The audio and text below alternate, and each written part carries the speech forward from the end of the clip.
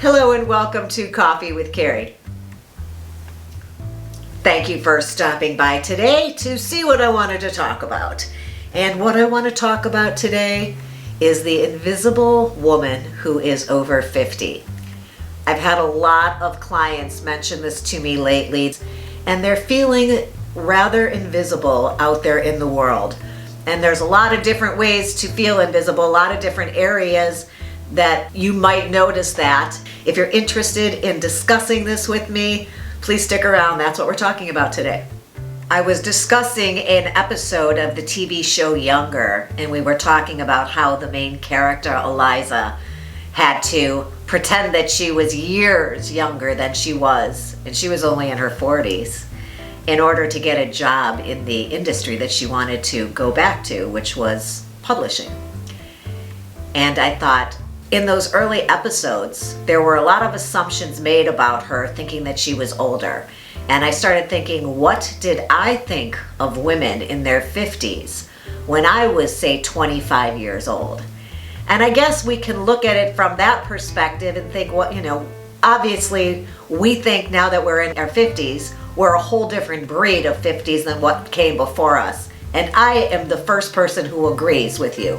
Wholeheartedly, I do. But a number is a number to young people. So who are you invisible to and in what situation? And that's really what's important. And I don't think we have to go to any crazy lengths in order to pretend we're years younger. I want us to be able to be proud of the place we are.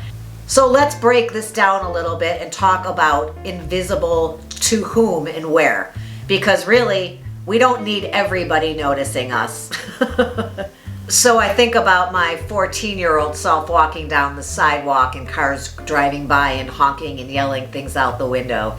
And in the Me Too era, do I want to go backwards to that unsolicited attention? Absolutely not.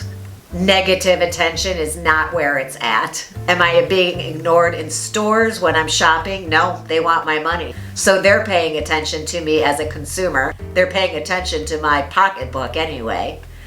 I can certainly buy my own drinks, so if nobody's offering to buy me a Diet Coke and lime, because I don't drink, that's fine. I have my own money.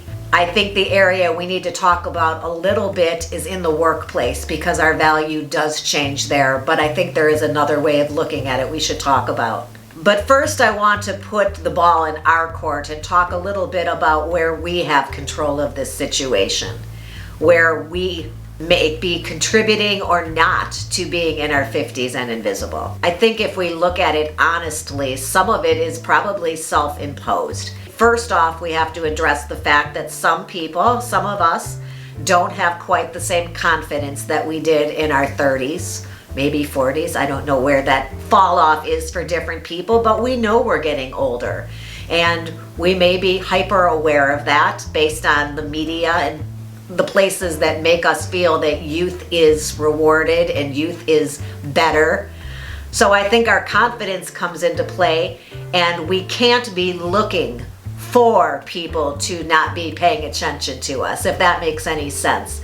If we're looking for where people are ignoring us, we'll find it. If we're not looking and we're walking around with that good energy that we talk about and we're feeling confident, we're probably going to notice people looking back at us and smiling. We can feel confident in all that we've done, in all of our experiences, and the person that we've created in over 50 years. I feel like I'm always working on my confidence and my positive energy, and not looking for the negative things of where somebody could be slighting me, but looking instead to make connections with people out there. And I try my very best to not look like the middle-aged women of yesteryear, because we're living in different times.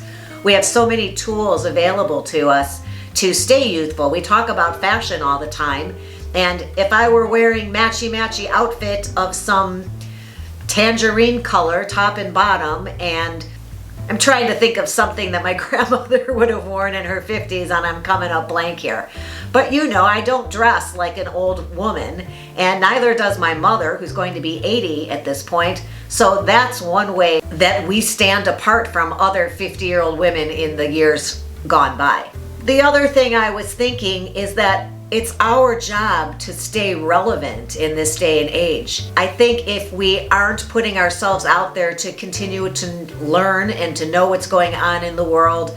You know, I had a conversation with the mother the other day, today actually, about the computer and how she's never learned, she has no interest. I said, you realize that you do with the computer what grandma did with the car. She figured, I made it to 55 without learning to drive.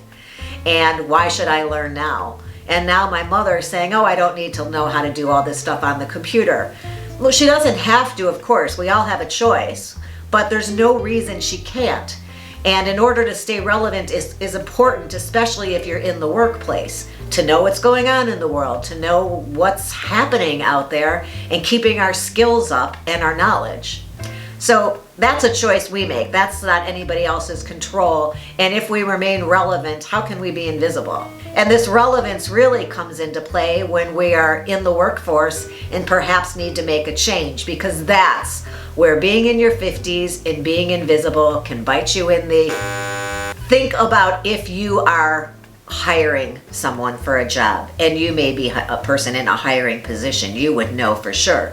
But most of us, if you put us in the position of having to hire someone, and you give us a 30-year-old starting a family with young children at home and a 52-year-old woman, who are you going to pick? If we can figure out in that situations where we're trying to either change careers or move our way up into another level of something that we're enjoying doing, if we're staying relevant and we recognize that those younger people, their advantages are that they're hungry and that they are going to be around for a long time with this job possibly, and we realize that they are trainable, and we present that. But the one thing she has is experience.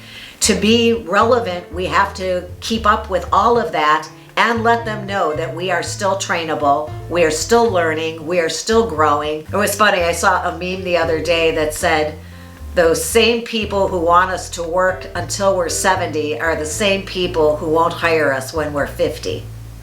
And that's not just women, that's men have that struggle too. So it's ageism, it's not being an invisible middle-aged woman. It's not just us. It's just age isn't as respected in this country as it is other places. We revere youth in this country, and we might as well figure that out. We can't compete with youth anymore, but we can be our very best selves. That's the part we have control over. So I think that's what this video is about. Taking control of who you want to be in your 50s and not allowing yourself to be overlooked or ignored, because you're putting out such positive energy and, you know me, my good vibrations. And if you do all that, you stay trainable, you stay relevant, experience is going to trump youth in that situation. And that's really good to know. And then to get back to that personal level, we don't need to be attracting everybody anymore. We're a little bit more refined in our tastes. And we don't need to be attracting everybody who looks at us. And I know that we know, and especially if you're out there dating, you know how to get somebody's attention, how to be open to meeting new people, and that's going to come naturally if you have that confidence and that good positive energy. So no okay boomers for us. There are tools and things we can do to work on ourselves, which is what makes us not invisible. I know the workplace one is a tough one, but the only way I can think of to compete with that is that experience really does trump youth. If we're going to be there for a good long time, we're willing to work hard, and we bring with us our wisdom and experience, and all those years become a positive. Let me know what you think down in the comments below. I'd be really interested in hearing. I hope you found something in here helpful, and that you will go out there and make eye contact with people and feel that you're walking around out there as your very best self. Being 50 is great. It's all uphill from here. Please subscribe to my channel. Give this video a thumbs up if you enjoyed it. Hit that ring bell so you're notified, or at least reminded that it's Monday, Wednesday, or Friday.